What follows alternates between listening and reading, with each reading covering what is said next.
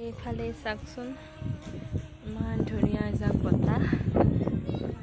ভাল লাগি গৈছেগৈ কিবা এটা আৰু এইটো আমাৰ কালু বহি আছোঁ ধুনীয়াকৈ গৈ আছোঁ বলক তাৰ ওচৰলৈ এইয়া কি কৰি আছা তুমি